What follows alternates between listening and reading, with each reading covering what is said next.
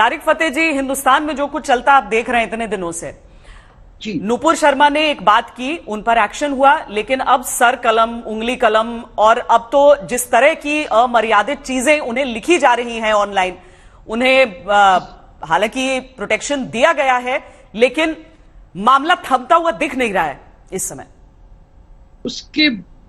उसके बयान को इस्तेमाल किया जा रहा है हिंदुस्तान के खिलाफ प्रोपेगेंडा करने के लिए। जो लोग ये बात कर रहे हैं कि नूपुर शर्मा ने गलत बात की, वो सही हो सकते हैं, उसने अपना स्टेटमेंट विड्रॉ किया। मैं तो ये भी बात कहूंगा कि जो उसने बात कही वो तो इस्लामिक टेक्स्ट को रिपीट किया ना, उसने को अपने तरफ से तो बात नहीं की। जो बातें भी नूपुर शर्मा ने टीवी पे कही, मैंने सुनी नहीं, लेकिन उसके बारे में पढ़ा कि she repeated what is already existing, जो इस्लामिक शरिया की किताबों में या तारीख की किताबों में लिखा हुआ है, वो उसने रिपीट करके सुनाया। ये मुमकिन है कि उसने चिढ़ाने के लिए मुसलमान जो उनके सामने डिबेट कर रहे थे उनको चोट मारने के लिए कहा हो डिबेट के अंदर।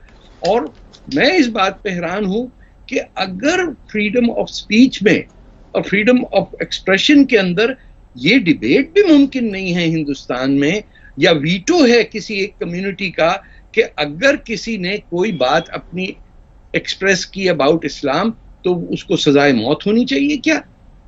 मैं तो इसीलिए समझता हूं कि ये तमाम इस्लामिक कंट्रीज जो आज हिंदुस्तान को लेक्चर दे रहे हैं, आप सोचिए कि वहां पे तो कोई वोट का कंसेप्ट नहीं है। वहां तो किसी इस्लामिक कंट्री में मंदिर बनना मुश्किल हो गया है। United Arab Emirates might be the exception. आप पाकिस्तान को देख लीजिए, कोई मंदिर बचा ही नहीं है कहीं पे भी। तो एक औरत में एक स्टेटमेंट को सहारा दिया जा रहा है उस पे हिंदुस्तान के अगेंस्ट प्रोपेगेंडा करने के लिए।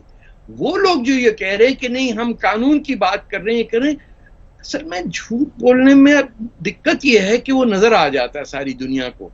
आप कतर से लेक्चर दे रहे हैं कि हिंदुस्तान को क्या करना चाहिए ऑन डेमोक्रेसी, जहां 7,000 हिंदुस्तानी अब तक मर चुके हैं। उनकी लो पेड जॉब्स के अंदर वो जो वर्ल्ड कप होने वाला है, बजाय इसके कि कहेंगे कतर का बॉयकॉट किया जाए, लोग बैठ के कतर की बात सुन के यहाँ हिंदुस्तान में हिंदुस्तान के जो मेजॉरिटी कम्युनिटी उसको गालियां दे रहे हैं। मुझे ये समझ में नहीं आता कि एंड में चाहते क्या हैं। क्या औरंगजेब वापस आ जाए? मुझे तो ऐसा ही लगता है कि there is unwillingness to accept Waris Pathan, India is a democracy.